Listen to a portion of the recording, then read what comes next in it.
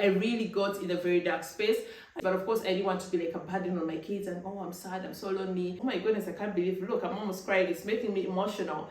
Oh, Ruzhoff, my lovelies, inspiring you to live an empowered life. Oh my God, today I'm going to tell you about my loneliest and saddest holiday season ever in my entire life. I think that was the saddest I've ever been in my life. So first forward, I'm divorced, living with my kids, and yeah, boom, it's Christmas, Normally when I was still married, our Christmas, we're not really Christmas people, like we're not going all out like people do here. Normally for us, Christmas meant we travel, so we're always occupied, very busy. So here I was divorced, navigating the waters of being divorced. You don't even know how to go about it yet. You have little kids, and I wasn't really into the festive season. I could have planned something like to go away, but I was still overwhelmed by the whole divorce situation, and I was really just still trying to find my footing. So I didn't plan anything. Big mistake.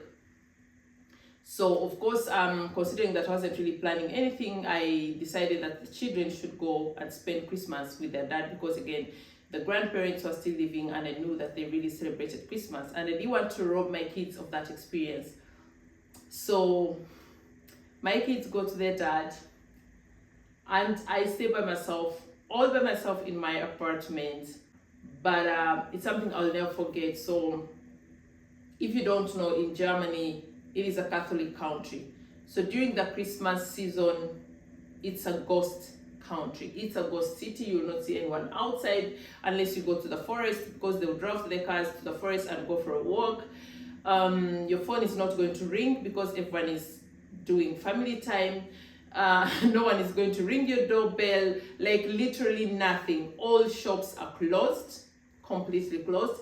And then I also made a mistake of, I don't remember if I was already working then and had taken work leave, or I was not yet working. I don't know either of the two, but all I know is that I had a complete, holiday, no work, nothing during that festive season.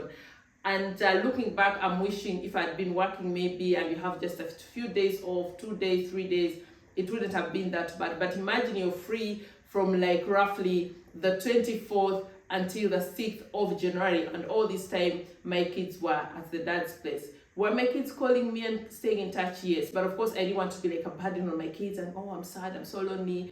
And so when they would call, I'd be like, oh, I'm fine, I hope you're having a great time. And my kids are very empathetic. They would ask me, Mommy, what are you doing?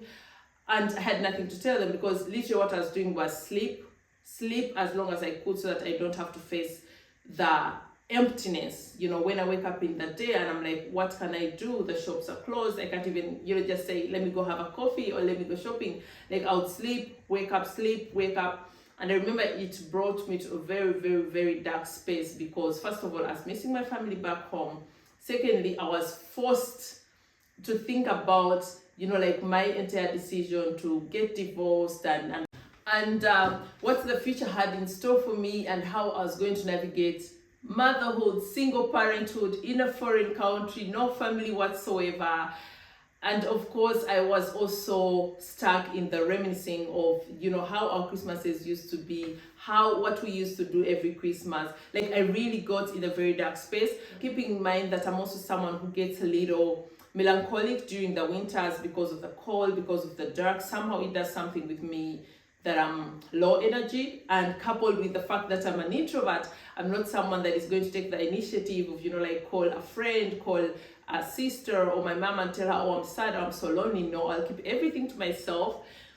And I remember it was a very, very, very, I think actually it was the saddest I had ever been in my life. Like the saddest and loneliest I'd ever been in my life. So why am I sharing this?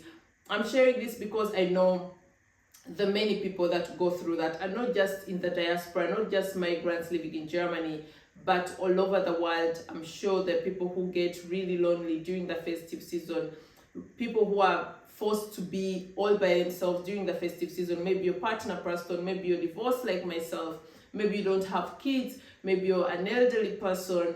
So many different reasons why one can be forced to be alone during the festive season. And considering that I experienced something like this myself, I find myself thinking a lot about people in such situations during the festive seasons, even when I've planned something, even when I've traveled, I always tend to think about other people that don't have the luxury maybe to travel, maybe to be with family, maybe to be with friends. I always do some bit of charity privately. I don't normally post it on social media, but I always look out for a few people and, you know, help them with some little financial token. And the reason I'm doing this video is I would like to encourage you, if you're a part of this community, because, you know, we're all about social empowerment. Take the opportunity this year, if you've never done something like that, to look out for someone else. It could be your neighbor, it could be someone living on the streets, it could be you visiting someone in the hospital, or donating to a hospital, or donating 2 hours to a care home where you come over and, you know, help maybe with the feeding routine when they're having their meals, or maybe volunteer to take an elderly person for a walk, you know, give a long lost friend a call, you know, find out how they're doing, ring your neighbor's doorbell and bring them cookies, you know, do something where you really keep other people in mind, and while you're celebrating and enjoying with your family and spending quality time with your family, if there's nothing that you can really do in this sense that I've talked, pray for someone. Pray that whoever is all by themselves is able to navigate this season without getting to a very, very dark space. Oh my goodness, I can't believe, look, I'm almost crying. It's making me emotional. But yeah, it's making me emotional because, especially when I think about the migrant community, it really takes a toll on us, especially considering that most migrant people don't have the financial capacity to, for example, say, I'm going to fly back home and spend the festive season with my family every year. Or they don't even have the financial capacity to you know, like, dive into the festive season and enjoy it like everyone else does, and get tons and tons of presents under their Christmas trees. And that can even be other people. It doesn't necessarily have to be migrants, people that really work so hard but still don't have maybe enough money at the end of the year to be able to enjoy and celebrate like everyone else does. So all I'm trying to say is, during this festive season, try to show more compassion, try to look out for other people, try to spread some love and kindness, not just to your family, but to your neighborhood, to the disadvantaged people, to strangers, and do an act of service. My lovelies, I have to stop before I start bawling my eyes out. I don't know why it's making me emotional, but yeah, it probably just reminds me of that time when my life was not okay, when I had the loneliest and saddest Christmas ever in my life. Yeah, if you like the video, make sure to give it a thumbs up. If you're new here, of course, you're welcome to subscribe. You can support us by always watching, liking, commenting, and let me know also in the comment section what kind of videos you'd like to see during this Vlogmas season. My lovelies, I'm here to inspire, uplift, and empower you. Until next time, thank you.